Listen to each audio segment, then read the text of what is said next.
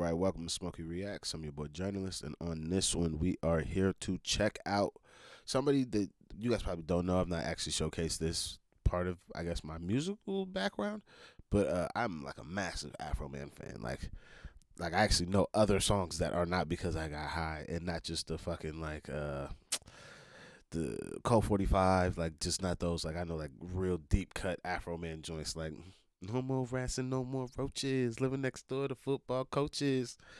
What he say? Now I got little white kids to jack, smacking little white girls on the ass. I was like, hey, that nigga cold. I like him because of a thing that a lot of people from his era weren't doing that I kind of find in the garage MCs. They were, or he was just having fun like a lot of the garage MCs are having fun. So I always find that something that was always something enjoyable for me, at least. So that's why I've always kind of been into Afroman. So when I seen the story of Because I Got High, I'm like, oh, I was already watching these, blood. I'm for sure doing one on this. So that's how we got here. So if you could please hit that like and subscribe. If you would like to help support the channel, please do check out the description section for the Patreon. And yeah, let's get into this one.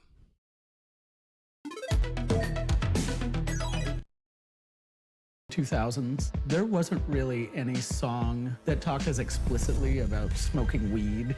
It's illegal to get high. So how you gonna stand up there and say you got high? I think all of us had a little hesitation about it initially. But he was still smoking. I was like, we're all going to jail. We had the #1 song all over the world. Everything came to a screeching halt. Afroman went from top of the charts everywhere to 0 spins on radio. The world changed completely. So I had to start over. I'm gonna be back. Daddy gonna be back. Okay, baby. It's the classic Cinderella story of an artist from nowhere who looks at others who do a thing and says, why them, why not me? People say you're a one-hit wonder. Well, how many hits do you need? Facts. Let me just get the one, nigga. I'll be good. Why, man? Yeah, cause I got high. Because I got high. Because I got high. La da da da da. La da da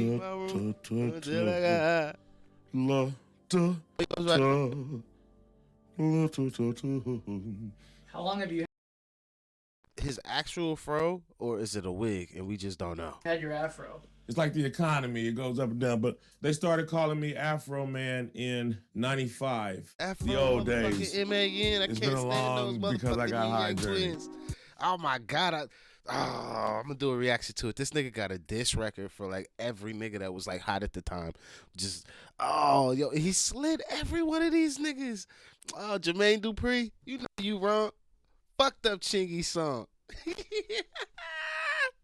uh, I used to love that shit. This is a real sentimental house. A classy, weedy look. This is the first house that I ever said, I want the walls like this. I want the trim like that. A little something I put together. It's a positive vision. Something therapeutic I do. I see stuff I like. I cut it out. I put a vision up so I don't get high and forget about it. There you go. There you go. Staying on Wine- the map. wine There you tasting, you know what go. I'm saying? Yeah. This is my first card. This is Rodney King, because me and Rodney done been through everything, you know what I'm saying? I'm surprised he didn't do no The pimping. society was to put me up against the wall and look at my life and look at where I come from. I feel great. I feel like I'm the highest, and I am, but I come from the lowest. I was born in LA, but went down in Mississippi.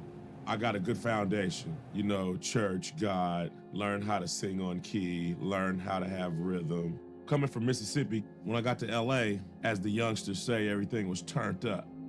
I grew up in the North Side Trades. That's crazy. We have a very South, and then you come back. What in? I do.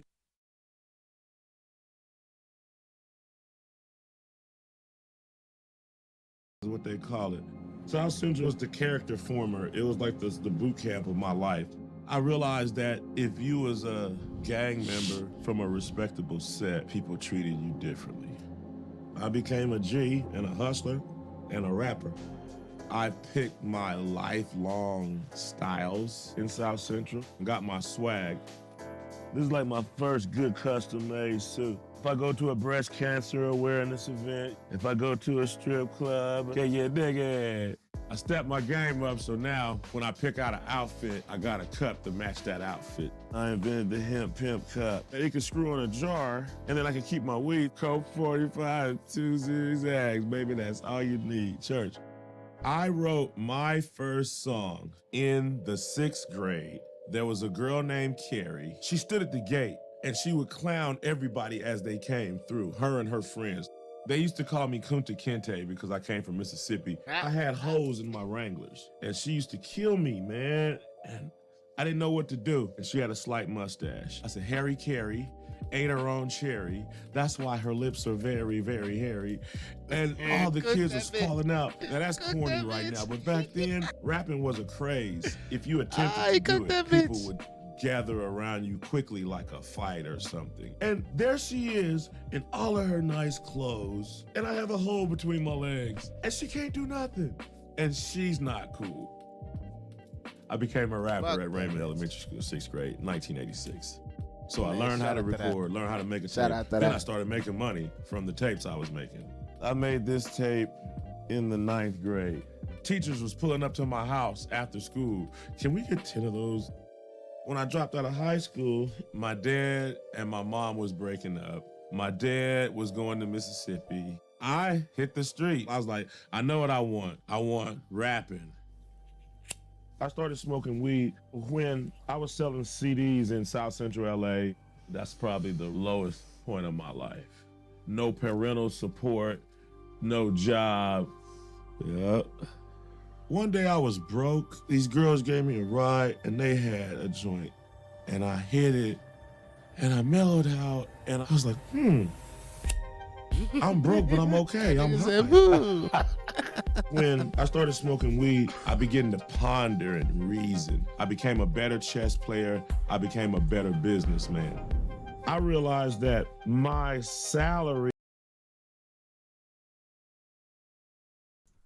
All right, sorry about that, folks. This mic balance was just really messing with me. I had to fix it. In Los Angeles was capped. It was hard to get my tapes in stores in LA. Everybody wanted to be a rapper, you know, and then just the California cost of living, it was a challenge. So, you know, I had to start over. I'm gonna be back, daddy gonna be back, okay, baby? When I left to come to Mississippi in '99, I left LA broke. My house went in foreclosure. For an up-and-coming rapper, I was embarrassed. I just didn't know if I could make it. But I'm on my way to Mississippi to do a Reefer Reminisce tour. We're headed into Hattiesburg, going home to say hey to everybody, check on all my peoples, and do a show. Hattiesburg is like heaven, man. You can party with the college kids. People from all over the state of Mississippi and all over the country come to the University of Southern Mississippi. I'm not in LA no more, so I'm not trying to appeal to the G's and the hustlers. I'm down in Hattiesburg. It's drinkers and I would say that's probably one of the, not like I'm trying to appeal to, like, we'll say like the tougher crowd living in Los Angeles. I guess the way I would phrase the sentiment I took from what he's saying is, for me at least, why I really like working in Europe is I'd have to do less of the plastic nature of what the American music industry requires. Is there still a lot of that over here in Europe? Surely, but there's a harder focus on, let's just get to a song that we like that we can actually move forward with, and then we can start doing the plastic stuff, like doing photo shoots and curating looks for these photo shoots and videos and stuff like that. But the plastic nature that is required to get a song even just made in Los Angeles, I'm not running into that a lot out here. I run into more of the hesitancy of getting a thing done because people have been burned, and people are like truly artists or musicians, so they're just like, I'm hurt because the last guy that asked me to do the thing when it sounded like a good idea, we didn't finish it, so now I'm hurt.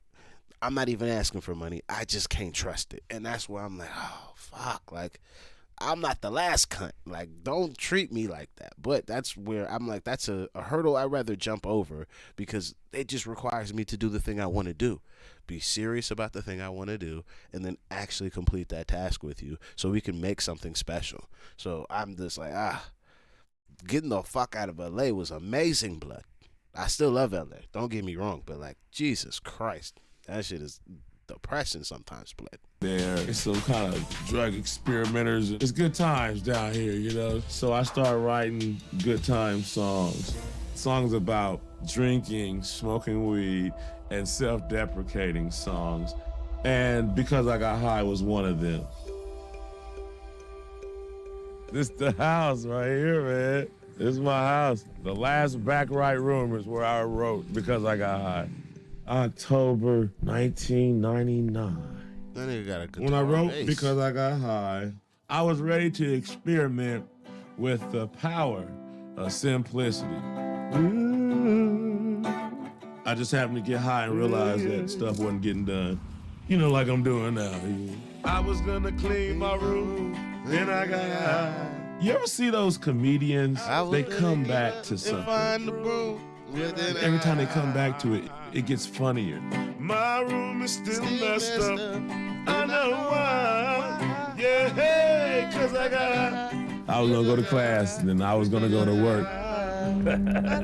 It was funny to me. I laughed, that's and my I shit. recorded it on an 8-track. Had my digital 8-track, and instead of a thick, P-popper, I had a dirty sock. So that's when I knew I was rapping too close to the mic, when I could smell that dirty sock. I jumped back. I wanted it to hit kind of hard. I hit the bass string with the drum. Doom, doom, doom, doom. One track for drums, one track for bass. That's all the music in it, and the rest is 6 vocal tracks. So I got on 6 different. It has less than 10 sounds. This is exactly the quintessential essence of like pop music in America. Like the simplicity stripped to its barest bones. Like, goddamn, 9 tracks. Oh, that's crazy. Different tracks. It made it sound like a party. I sell sound. Because I got high. So Because I got if high. it sounds like Because a I got party, high. it's a party. Da-da-da-da-da-da. I wrote Because I Got High. I pressed up the CD. I was trying to hustle it and everything. And I said, I'm gonna do this album. Then after this album, I'm gonna go get a job. So it was like my last strike at a hit. And you know, I faced a lot of rejection and hostilities. One of the problems I had was stores wouldn't put my CDs in their stores. I'm selling them on the street, but I'm only one man. One man can only do so much. After you get to a certain level, you need help. When I started why a T-Bone's great Records team is how in every person 1998 makes in it. Hattiesburg, my goal was to become a nucleus for local music. In 1999, Joseph Afroman walked into the record store, and at that time, Afroman was playing mostly frat parties, backyard barbecues. He was working full-time and selling his CDs out of the trunk of his car. When Afroman first walked in, it was easy to be interested in the guy. He had a giant afro, some huge shades. He's got his walk and he's got a CD, and he's like, I got some new music you gotta check out, Timmy. So I tell him, let me get in your store. I'm gonna let everybody know to come get my CDs over here, and you're gonna make all this money, boom, boom, boom, boom, boom. Absolutely, we'll sell your CDs and we'll give you the money when we sell them. And he did me one better. He said, I got T-Bone's records.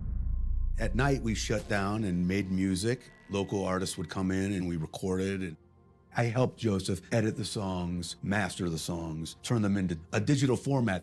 This is probably 10 times the equipment that we had for Because I Got High. We had no money to buy software. We had the dude, you got a Dell computer. I think that was actually the name of the model that we had. $1,000 jobber. But we recorded all of our music there, and it didn't have a sound card. So we were going in with a tiny plug. I mean, the sound quality was low. We were just really winging it. We edited out a little talking in the beginning, and we fluffed up the equalizer. We finalized them in the Dell computer, and then we got artwork done. We'd send the digital file to the printer. They send us back 1,000 copies of Because I Got High. This is the original Because I Got High that we released in 2000 on T-Bone's Records. It's got all the tracks. Got a little T-Bone and the barcode, and we sent them to our distributor. Afroman's music was That barcode in America is why DJ Drummer got raided in the mid 2000s for selling mixtapes. That barcode is the thing that makes that a legitimate product to sell in the United States of America. If you don't have that, they will come for that ass if you make enough money.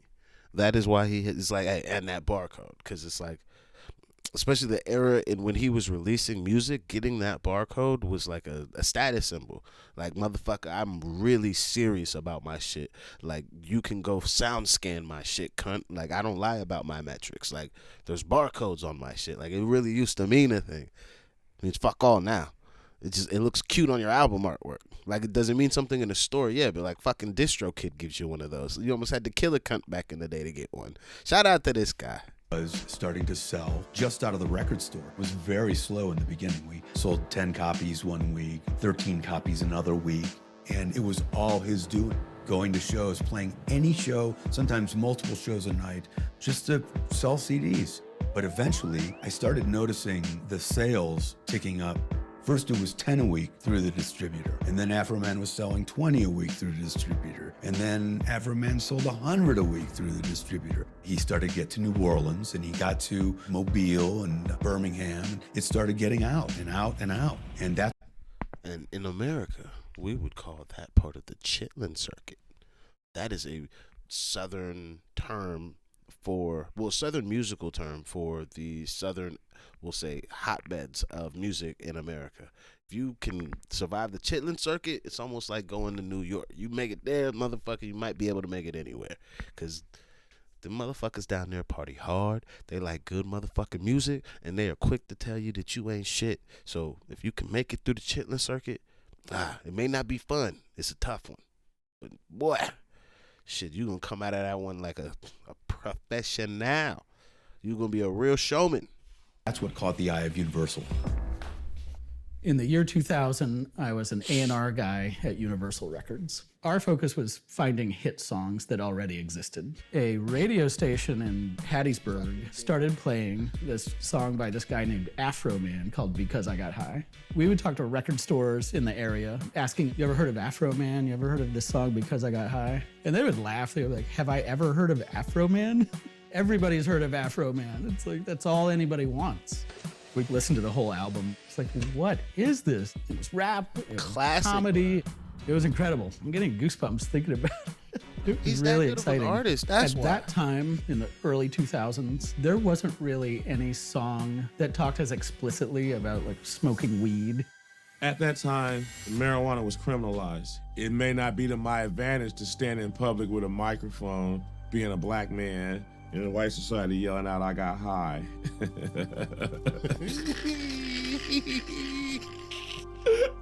So yeah, I think all of us had a little hesitation about it initially, but I think part of the brilliance of that song is, on paper, it's a cautionary tale about all the bad things that will happen to you if you smoke weed.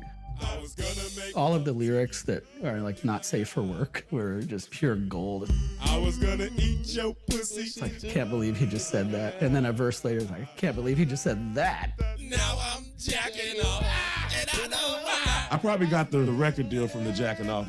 Okay, he's crazy. Fly him in. Yeah, he's a moron. All right, sign right here. This motherfucker, yeah.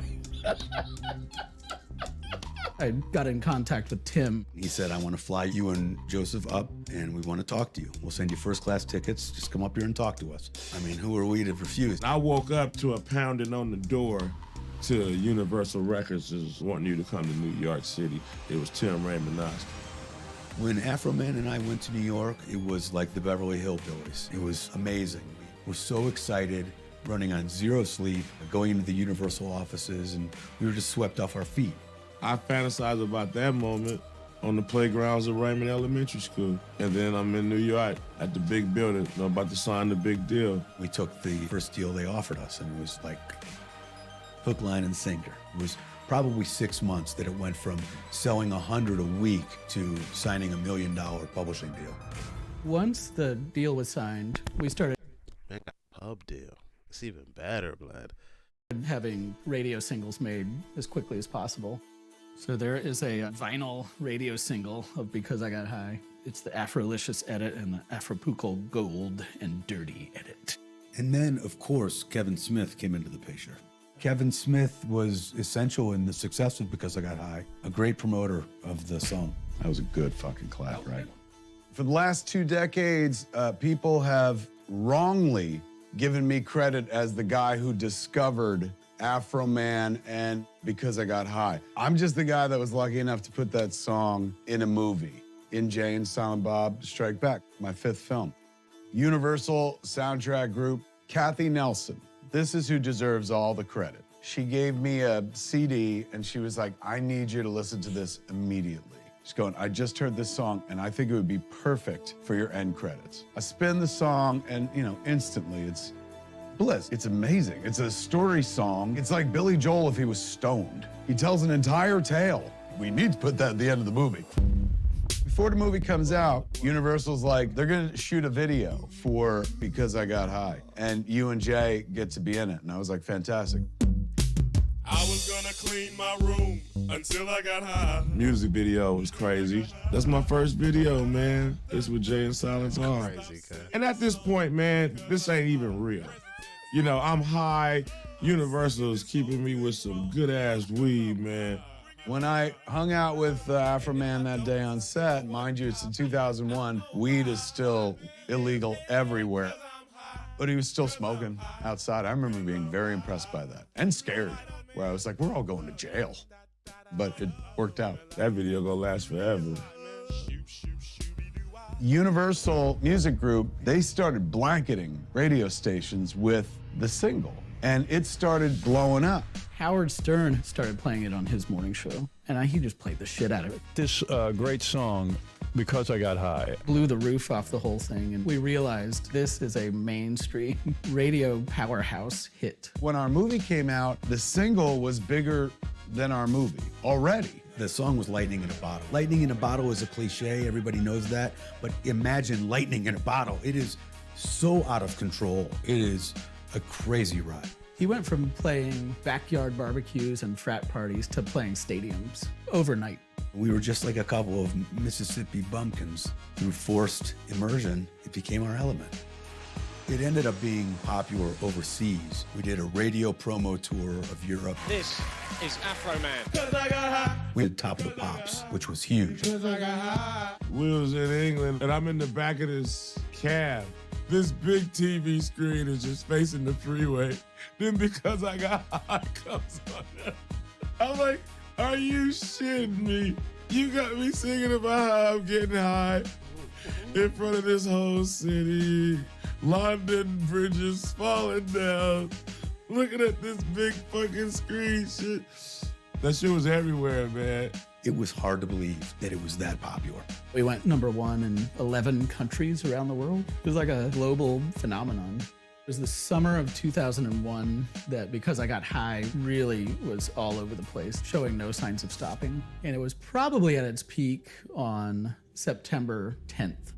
And the next morning, of course, was September 11th. Afroman went from, top of the charts everywhere to 0 spins on radio and stayed there. The word from radio was the country has changed. It's simply like that. It's not funny anymore. It cut the legs out from underneath it instantly. The world changed completely. Suddenly everything was much more dire.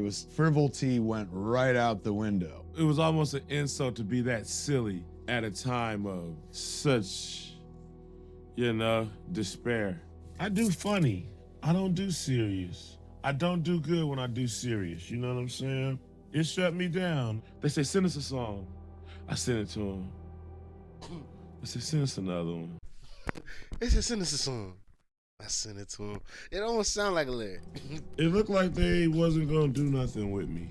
The music business had come to a crashing halt after 9/11, and I think Universal was just trimming the fat. Universal had kind of had it with us. They had, at one point, brought Joseph and I into a meeting and told us to please stop smoking weed. That was bullshit. The Because I Got High guy should smoke weed when he wants to smoke weed. Nobody minds seeing the Because I Got High guy high. As long as I was on Universal, they had to approve everything that got released. But if I can't put out a record with you, can I go put out one with myself? I mean, on the street, I at least had me, and they didn't want to release nothing. So I said, release me, and they released me, and I was allowed to set up a label and begin making music again. Joseph is still touring, still making new music. He's a prolific artist. He's a very creative, diligent artist. I feel like that's his true essence, and it's what he wanted to do then, and it's what he wants to do now, and I feel like it's what he'll do for the rest of his life.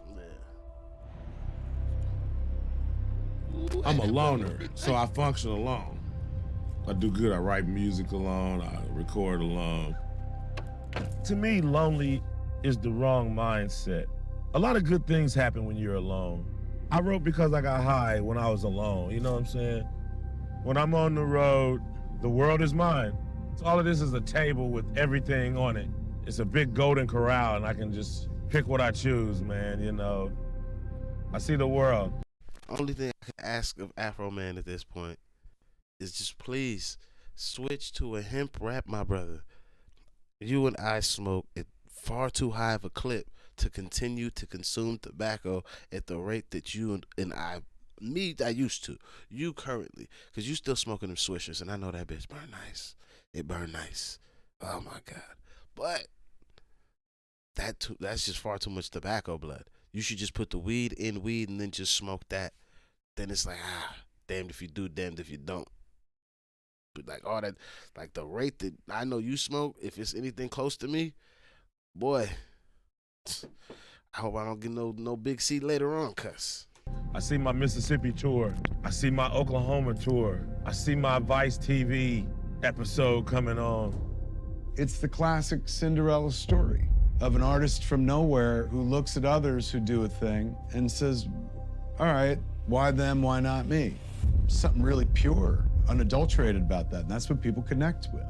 Because of that song, I don't never want to sing another angry song. Because every time I sing that song, I get happy again.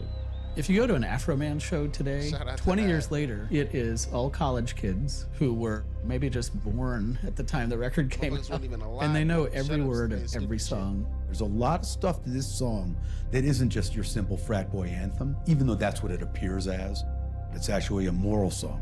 Yes, it's R-rated and it's funny, but it's got the moral of the story is you will get nothing done if all you think about is getting high. You won't be able to. This dickhead missed the point. That's definitely not what the fuck it is. It's definitely not what it is. It is for sure you may need to take a little bit more responsibility if you decide to smoke this shit. Because, hey, some shit might not get done if you do smoke it. But let's not turn this into some fucking, like, moratorium on morals and shit. My nigga wrote a song because he got high and forgot to do some shit. That's where it starts. That's where it ends. But can you take some lessons like, yo, if I get high, I should probably make sure I decide to do the things I said I wanted to do. Like, it's very simple. It's called self-responsibility and self-actualization. It's not that hard. It's really not. Like, fuck, man. Too fucking old. And you made too much money off of this shit to say some stupid shit like that. Achieve anything, even eating pussy. It's got all these deep meanings, and it's funny, and it's human, and it sounds unlike any other hip-hop song that's ever been done. There will never be a time when people aren't getting high. You're gonna have kids singing this song forever, man. It's a magical song. When that beat drops, they get to looking around. Check this song out. All the beers, all the hands go up. Yeah. People say you're a one-hit wonder. Well, how many hits do you need? Facts. Other niggas, bro. Da-da-da. Yeah. I live happily ever after. I was gonna clean my room until I got high. I'm bigger now than I was 20 years ago. Literally, both ways. Yo, I just need to do flame some his ass sit-ups. for it. So he got it already. He got it all. All right. That's going to be the end of this one. This is one of those, like, this is probably a personal musical inspiration who I truly, especially growing up, and then even now, before I seen this, like, I just didn't know possibly how demonstrative this person may have been to certain things that I like in music, or just why I have an affinity to this person's music outside of this one massive hit that he had. Like, yo, shout out to Afroman. People don't know about my guy enough past this record and that Code 45 record, because that Code 45 record and Two Zigzags,